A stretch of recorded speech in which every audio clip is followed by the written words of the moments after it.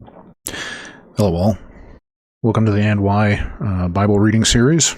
And I just literally found out that I posted it like a second-long video because I messed up my recording. So I'm going to do Exodus chapter 4 before chapter 3, unfortunately, because I'm prepared for chapter 4, and then I'll have to redo chapter 3. However, welcome. If you have not watched the first episode, please do so, of the Exodus reading series, for at least the disclaimer. However, let's start this thing off correctly. Matthew 6, 9 through 13, King James Version. After this manner, therefore, pray ye, Our Father, which art in heaven, hallowed be thy name. Thy kingdom come, thy will be done on earth as it is in heaven. Give us this day our daily bread, and forgive us our debts as we forgive our debtors. Lead us not into temptation, but deliver us from evil. For thine is the kingdom and the power and the glory forever. Amen. As I said, today's will be Exodus chapter 4, King James Version. Header here is Moses given powers.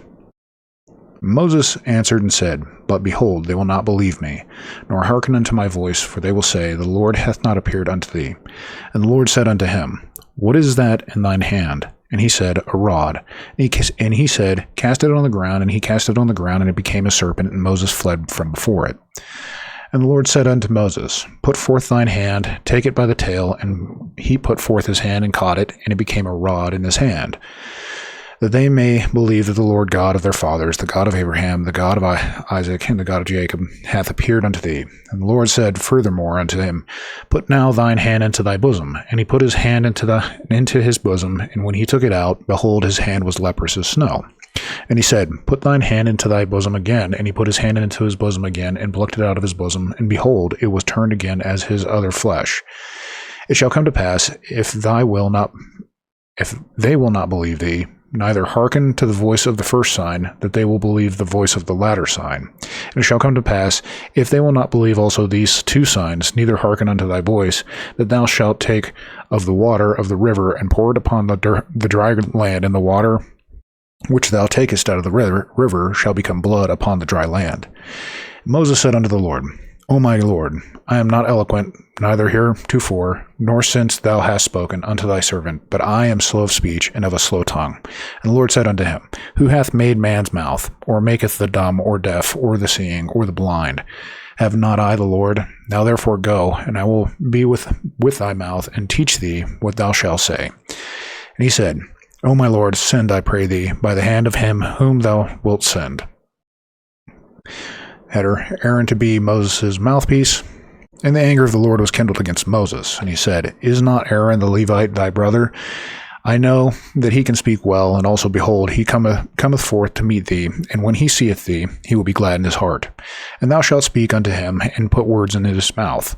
And I will be with thy mouth, and with his mouth, and will teach you what ye shall do. And he shall be thy spokesman unto the people, and he shall be to thee instead of a mouth, and thou shalt be to him instead of God. And thou shalt take his rod in thine hand, wherewith thou shalt do signs.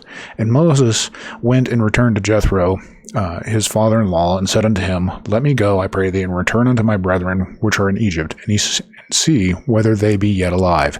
And Jethro said to Moses, Go in peace. And the Lord said unto Moses in Midian, Go, return in Egypt, for all the men are dead, which sought thy life. And Moses took his wife and his sons, and set them upon an ass, and he returned to the land of Egypt. And Moses took the rod of God in his hand.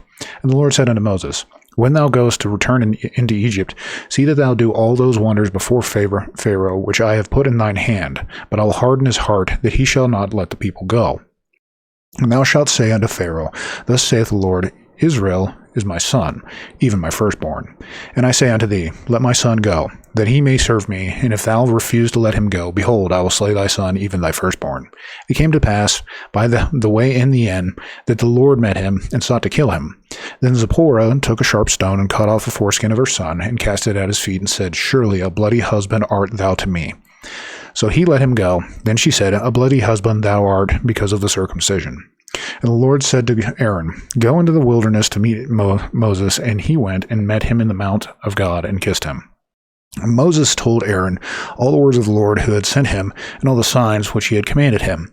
And Moses and Aaron went and gathered together all the elders of the children of Israel. And Aaron spake all the words which the Lord had spoken unto Moses, and did the signs in the sight of the people. And the people believed, and when they heard that the Lord had visited the children of Israel, that he had looked upon their affliction, and then they bowed their heads and worshipped. So, that ends the reading portion. Let's go to the commentary, and then I'll try to hold my thoughts till the very end. I realize that sometimes I muddle together the thoughts of the writings or the commentary and my own thoughts, so I'm going to try to keep those separate for the most part. All right, so verse 2 here, and the Lord said to him, "What is in your hand?" And he said, "A staff." What is this in your hand? The Hebrew, an unusual spelling. It's usually spelled this way. So notice if you're watching, the two are drastically different. There's actually a whole separation in another letter that's involved, plus and the indicators. It is written as one word to imply the meaning from this. In your hand you are liable to be stricken because you have suspected innocent people. Its simple meaning is that God is talking to Moses as a person who says to his friend, "Do you admit that this before you is a stone?" He answers him, "Yes." "Well, I will make it into a tree."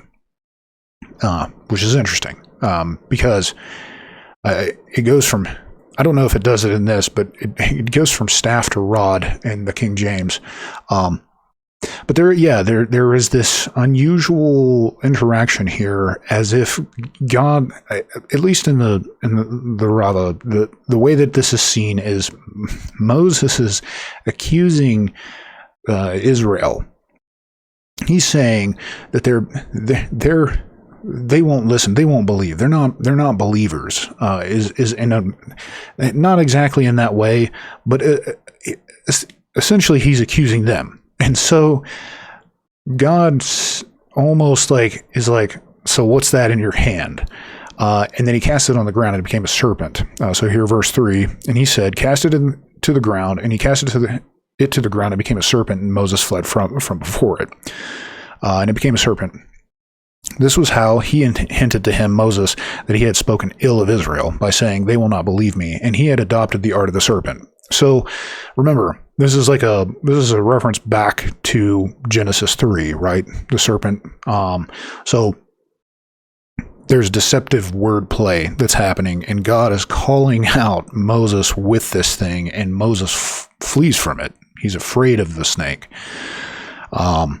So little metaphoric there. Verse 4 here, and the Lord said to Moses, "Stretch forth your hand and take hold of its tail." So Moses stretched forth his hand and grasped it, and it became a staff in his hand, and grasped it. The Hebrew here, this is an expression of taking hold, and there are many such words in Scripture. And the man took hold of his hand, and she grabbed his private parts in Deuteronomy 25:11, and it took hold of his jaw, 1 Samuel 17:35. Every expression of this attached to a beth denotes taking a hold of it. So the metaphor here in its entirety, if I understand it correctly, is that Moses accuses Israel. God, ironically, the trick here is the irony of it. He goes, "What is that in your hand?" And he turns it into the very thing that Moses is. It's a symbol of what Moses is doing right now. He's using wordplay, at least in my understanding of what they're trying to get at. And the Lord is telling him to grab a hold of that thing, and like referring back to basically Genesis 4 with Cain and Abel. If you do not, do well, change your heart, sin will be at your doorstep and it will want to consume you, right? So take hold, become accountable for this thing. Anyways, moving forward, verse 6, and the Lord said further to him, "Now put your hand into your bosom." And he put his hand into his bosom, and he took it out, and behold, his hand was leprous like snow. So they go into this saros, leprosy to be white, as we find. It will, if it be a white blemish, in this Vayikra 13:4, with this sign too, he handed to him that he spoke slanderously when he said, "They will not believe me." It is for this reason that he struck him with Zoras, just as Miriam was struck for speaking slanderously. So this is, another reference back to an illness because of speaking slanderously. There is a very cultural thing that to speak ill of someone else is a horrible thing. Like, to slander somebody behind their back, if I get that at all. So that's what's kind of going on. And then he basically puts, there's a reason why he says to put it in his bosom and pull it back out and then put it back in. And I think that's what it's going to get to here. And when he took it out of his bosom from here, we learn that the divine measure of good comes quicker than the measure of retribution. For in the first instance, verse 6, it does not say from his bosom. So yeah, this transaction, it's, I'm not going to be able to say this properly. The mercy of God is before retribution. Is how it's, and it's all about how, if he touched himself, he's technically going to transfer leprosy to himself. So somehow, by sticking his hand into his cloak, by the process, before his hand gets into his cloak, he's actually, being healed of the leprosy. If I'm understanding these metaphors properly, according to the Rava. Verse 8 here, and it will come to pass that if they do not believe you, and they do not heed the voice of the first sign, they will believe the voice of the last sign. They will believe the voice of the last sign. When you tell them, because of you I was stricken because I spoke ill of you, they will believe you, for they have already learned that those who trespass against them are stricken with plagues, such as Pharaoh and Abimelech, who were punished because of Sarah. There's a lot of hearkening back to Genesis in this. Verse 9, and it will come to pass, if they do not believe either of these two signs, and they do not heed your voice, you shall take the water of the Nile, spill it upon the dry land, and the water that you take from the Nile will become blood of the dry land. Excuse me.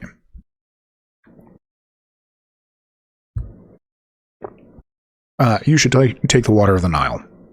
He hinted to them that with the first plague, he exacts retribution upon these deities.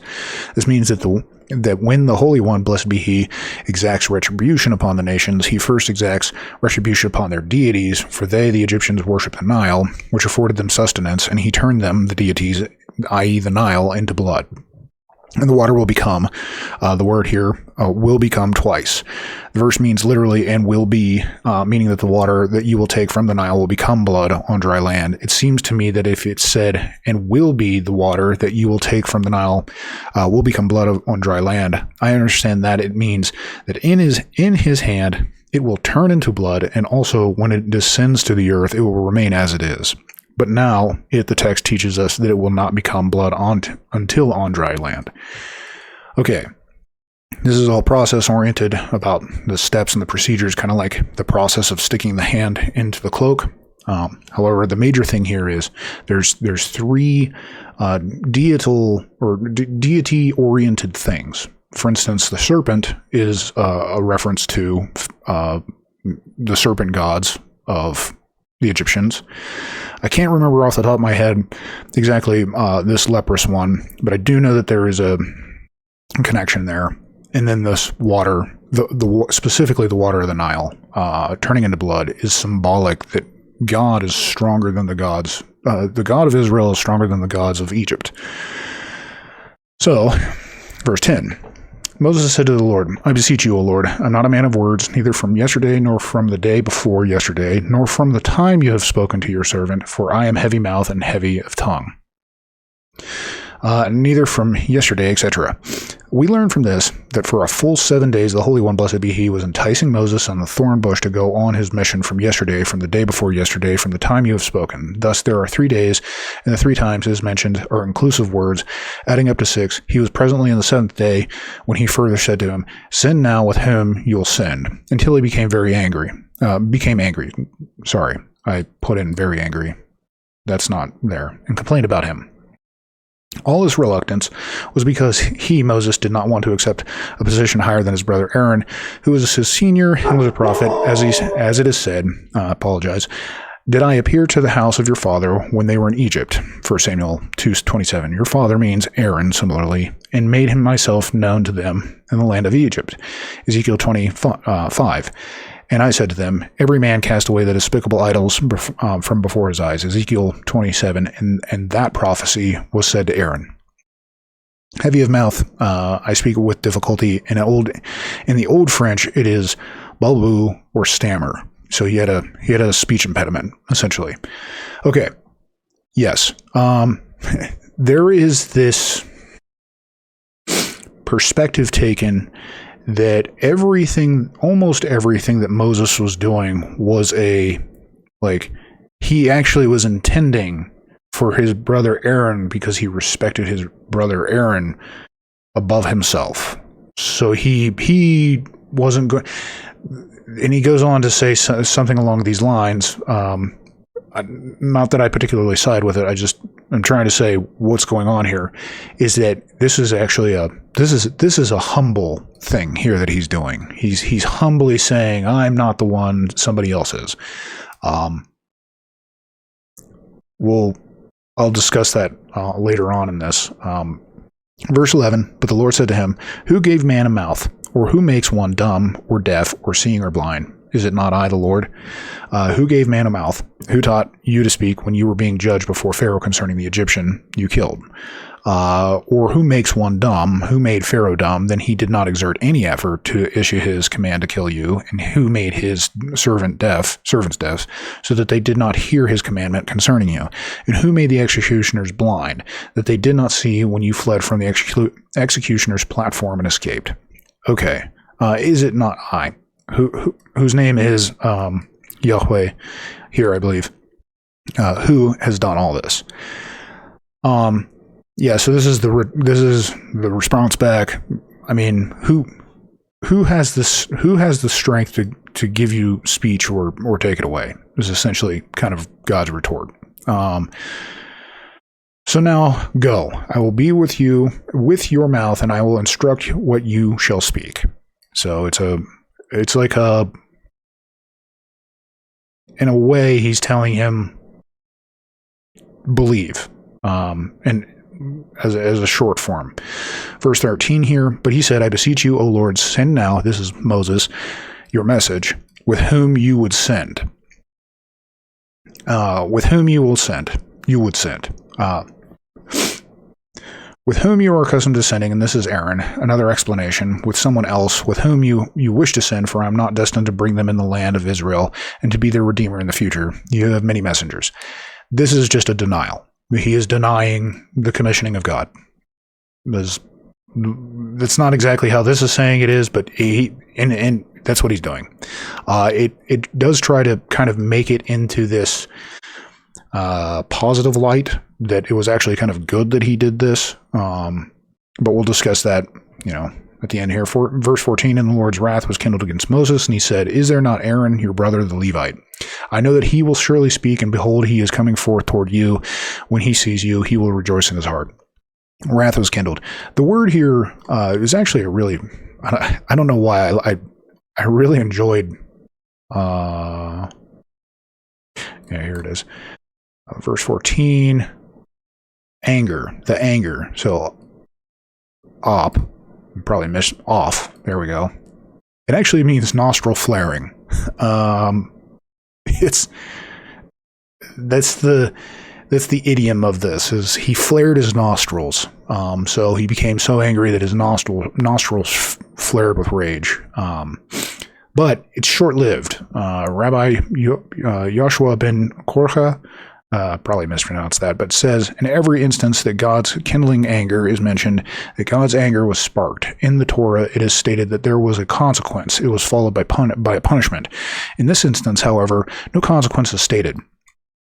Oh, and we did not find that a punishment came to Moses after this kindling of anger. Rabbi Yosei said to him, "Here too you can see a consequence as stated, namely in the question, is there not Aaron your brother the Levite, who is destined to be a Levite and not a priest?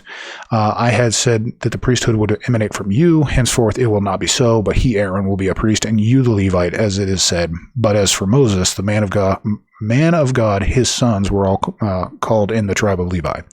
1 Chronicles 23:14. "And behold, he is coming forth toward you when you go to Egypt, and when he sees you, he will rejoice in his heart. Not as you think that he will resent your attaining a high position. Because of this, Aaron's goodness and humility, Aaron merited the ornament of the breastplate, which is placed over the heart." Exodus 28:29. Like I said, so this is actually, it's not seen as a negative thing. It's actually just a transitional thing that was actually intended, I guess. To put it, I guess, as succinctly as possible, it would be that Moses doesn't want to have a position over his brother, and he respects his brother, and so he intends this, and God is basically saying, well, you're going to become, he was supposed to be a Levite, you were supposed to be the priesthood, so we'll just switch those roles, essentially, if I'm understanding that right. Verse 16, "And he will speak for you to the people, and it will be that he will be your speaker, and you will be his leader. And he will speak for you. On your behalf, he will speak to the people." This proves that every instance of this, used in conjunction with this, denotes on the behalf of. So he will speak on behalf of you.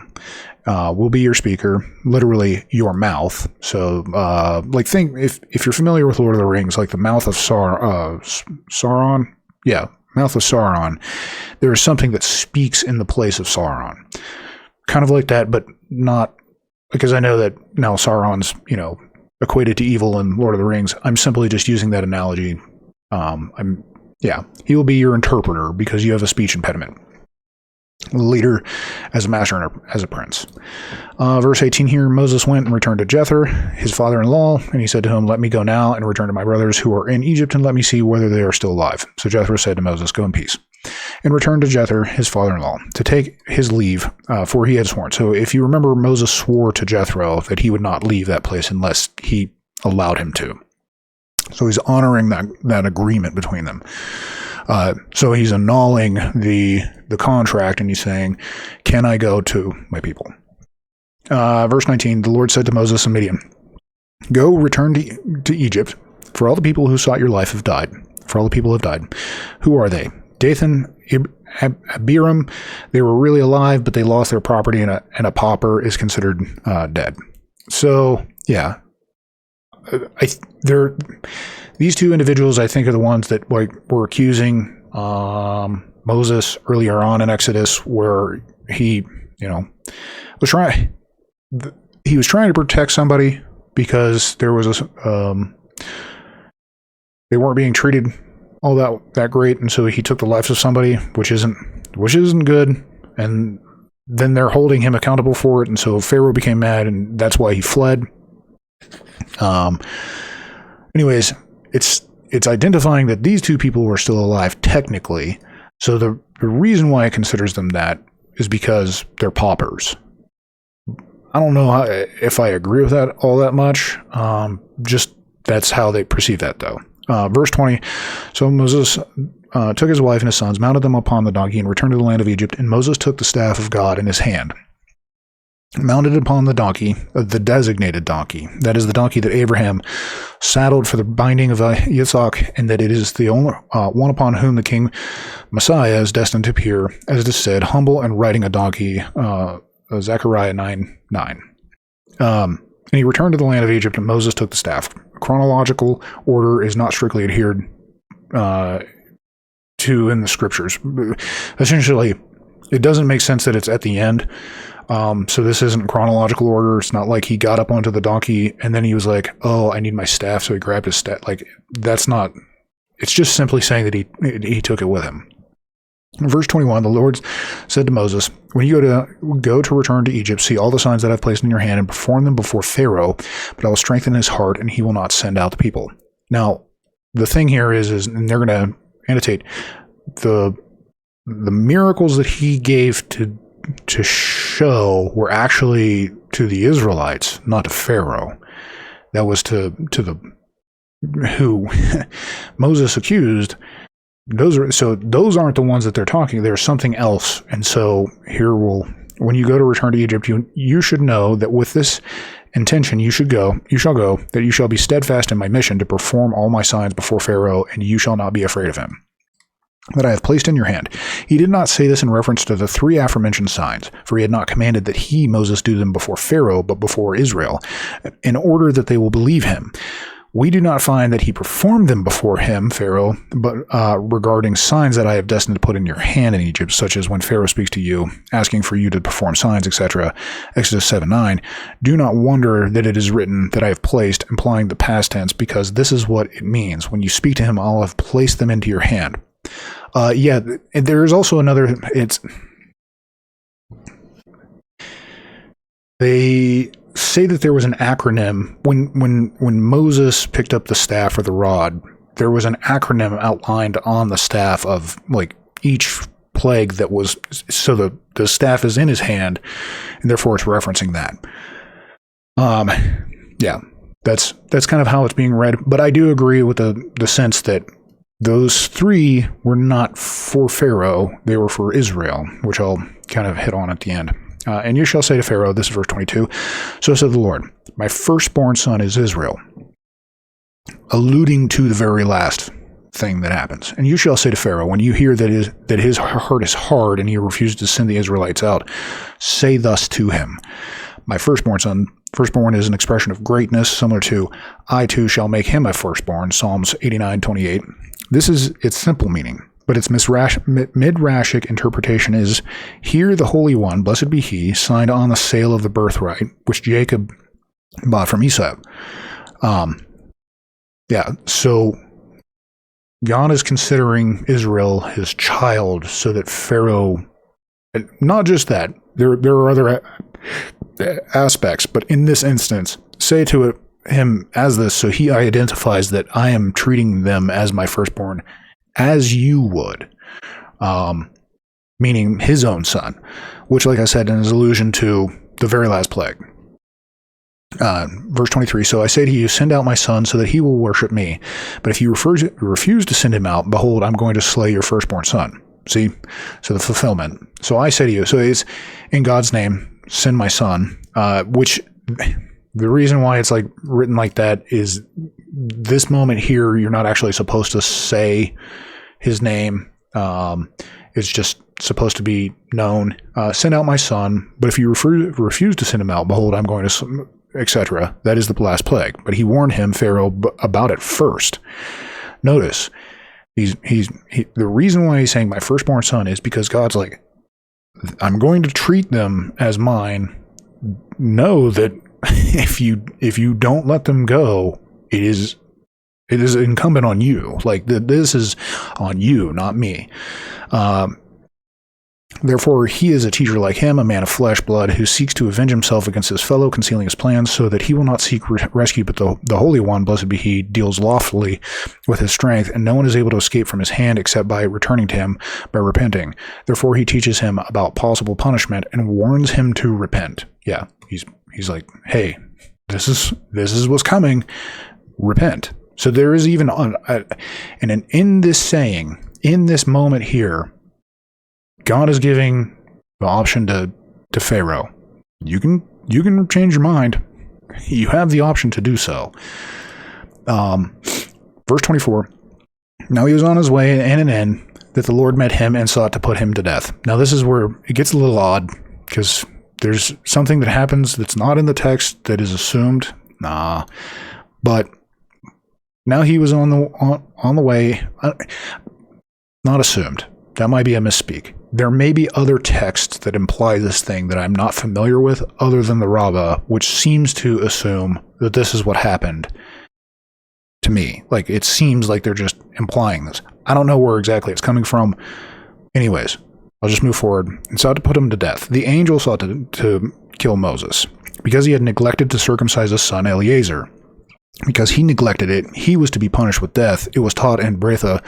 Rabbi Yosef said, God forbid, Moses did not neglect it, but he reasoned, shall I circumcise him and go forth on the road? It will be dangerous for the child for 3 days. Shall I circumcise him and wait 3 days? The Holy One, blessed be he, commanded him, go return to Egypt.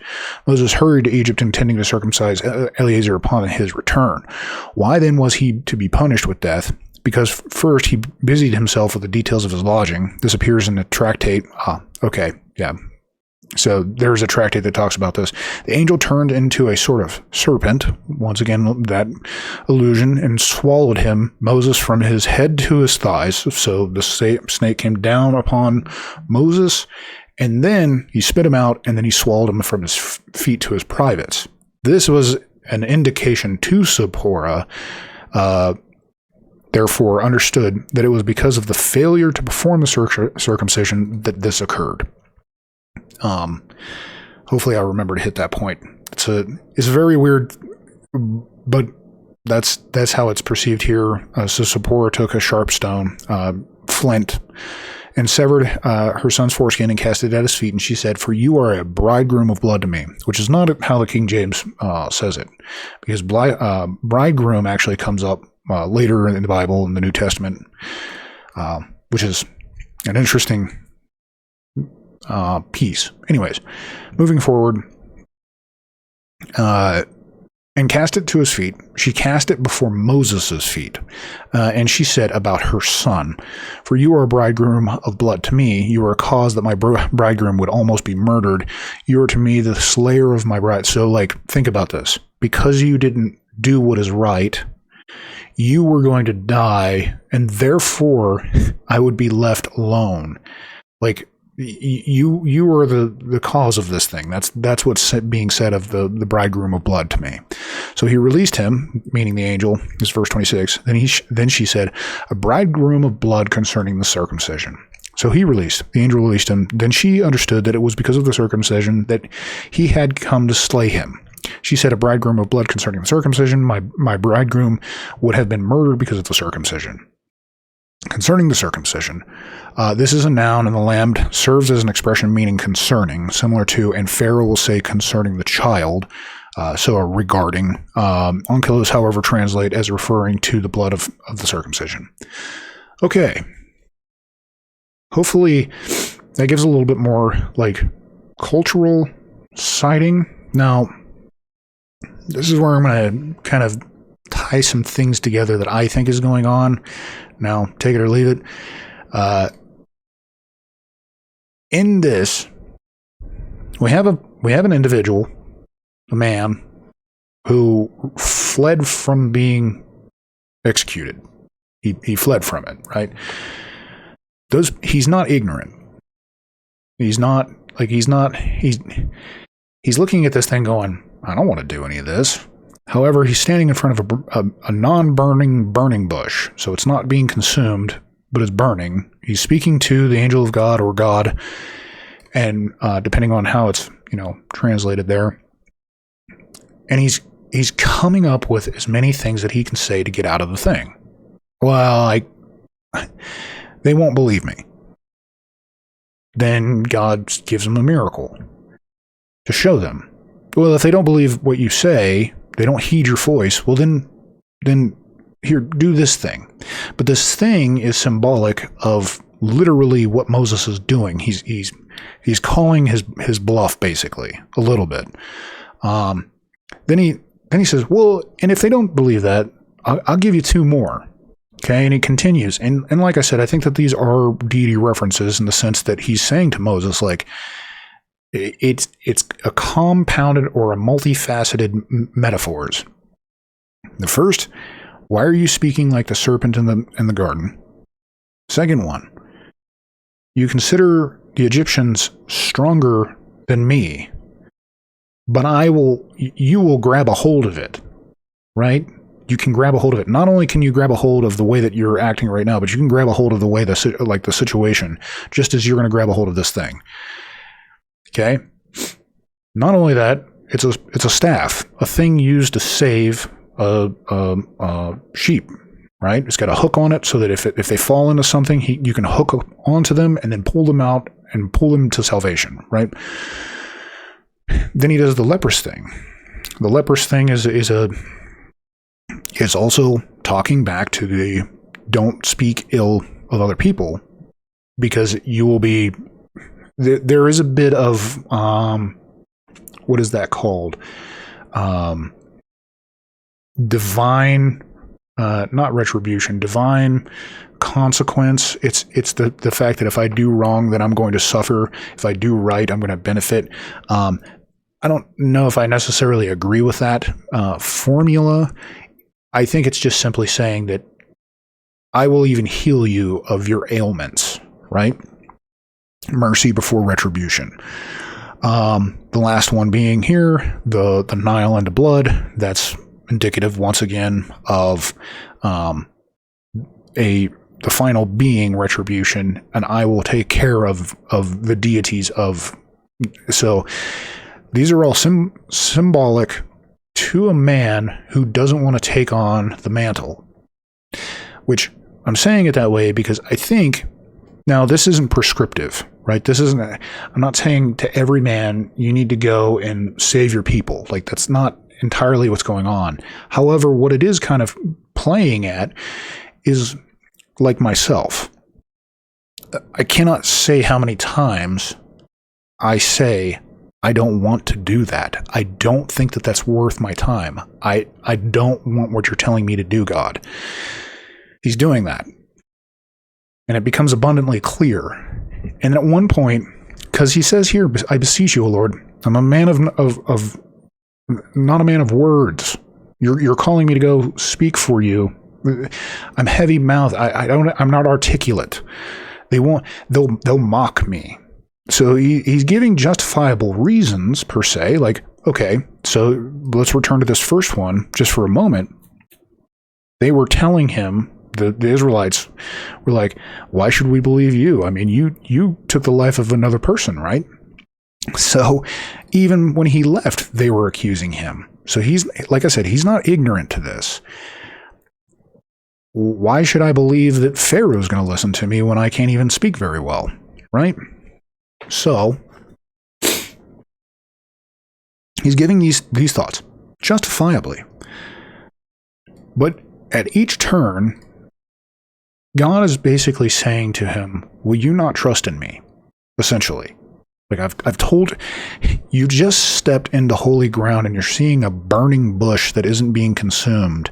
And if you take the literal 7 days thing that he's been talking to this bush, that God has been trying to continue convincing him, and you're not willing to trust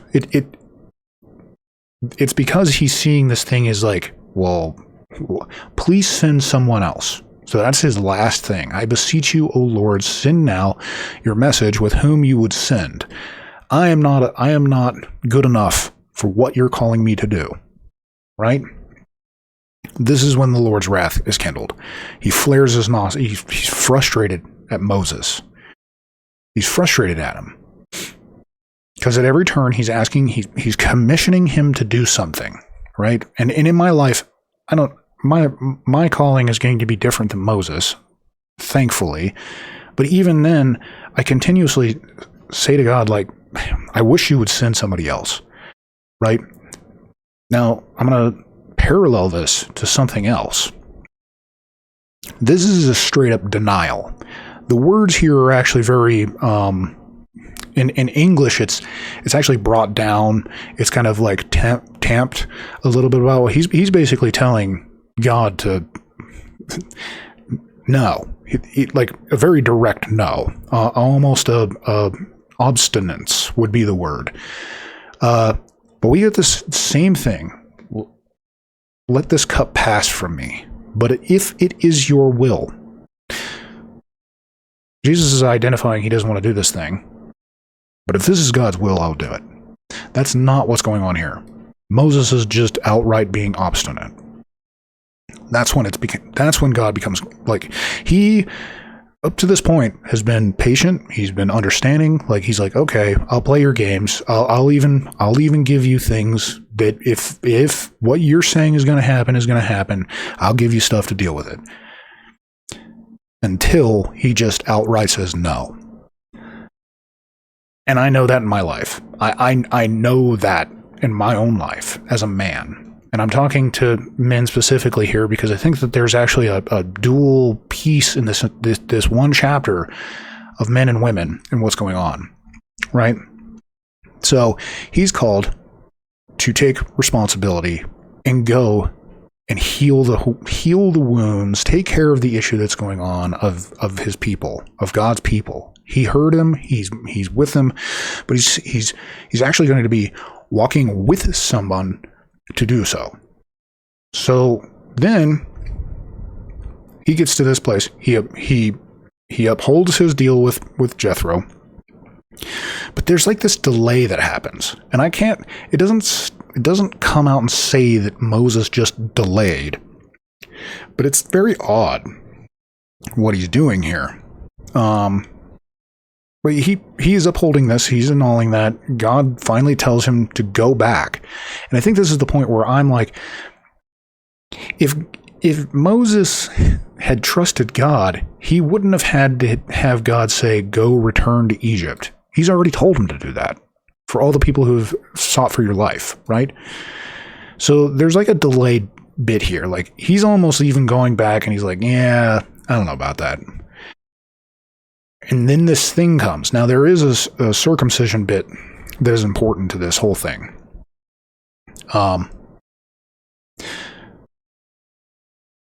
Who is also Moses' firstborn? Eliezer. This Eliezer person. What has he not done?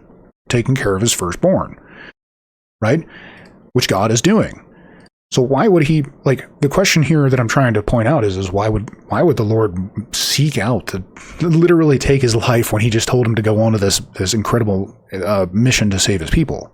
Seems counterintuitive, contradictory in some form.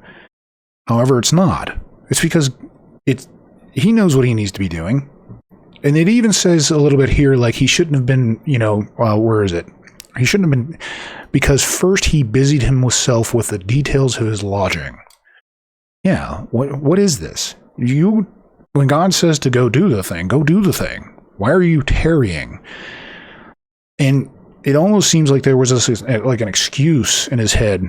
Now I'm the one that's kind of reading into this thing, but that's what it's based on. Well, if I circumcise my son and then we go on this voyage, it puts him at risk and all this stuff, which is also what's going to happen to the people of Israel and Egypt. There's going to be in a very strange way, a mass circumcision of Israel from Egypt. That's why this moment it's so strange. Because it doesn't seem to fit. Like, what is going on here? But who aids Moses in his time of need? His wife, his helper. And this is exactly back to the Garden of Eden moment. And she's actually going, look, man, we know that this was what was supposed to be done. And he's released. He's freed of this. So then we get to the very last part of this.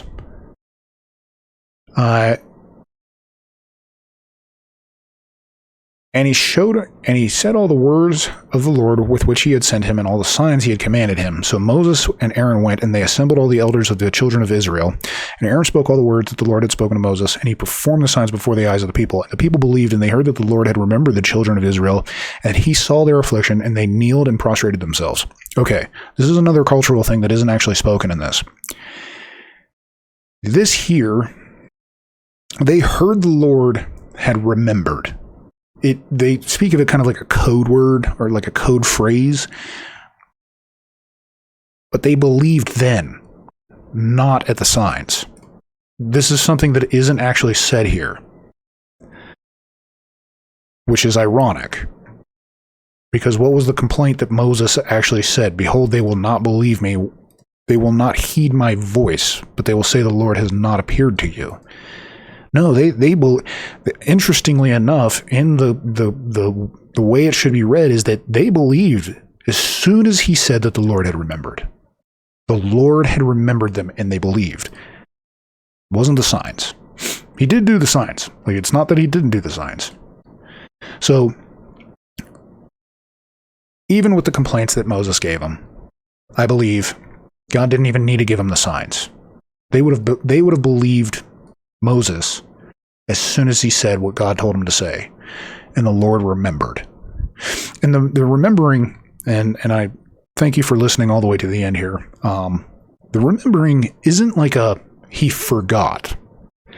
The remembering here is it's a I will fulfill what I said that I was going to do. It's not a oh yeah, I was supposed to do something. No. I haven't forgot is actually kind of what this is saying. Not remembered in the form of like knowledge. It's a relational thing. It's a God in relation to the people of Israel. Even the account that he came down and heard their mourning, which I'm going to have to redo chapter 3, but and hopefully I don't have to redo this one. Hopefully I'm recording properly. But this is a relational thing once again. Another thing that I didn't know that I was going to gloss over, but there's a lot of writing on this, and it's kind of strange that it doesn't have a Rashi note here. This kissing here, they didn't like. This is actually like a transaction. It's the title of priesthood transferred here from Moses to Aaron. Aaron's Leviteness transferred to Moses here. This is like a purchase, as it were. I give you the mantle, you give me your mantle. Like, that's what this thing is. And they go into very long depth in that in the Rava. So anyways, all of that to say, if you find yourself in a place, and I'm speaking to everyone, but maybe more specifically to men, just because, well, I know my life, and I don't know how to speak to another's, meaning a female's life and how God operates with that. And I'm not exactly sure that God will operate identically with me as anyone else. That's not what I'm saying. But I do know for myself, I have ran, I have denied. Fortunately, I think God flared his nostrils at me a couple times in frustration. But he's been patient with me. The hardest thing is why? Why even do it? And I think that is what Moses is wrestling with right now. Why even do the thing that God is asking me?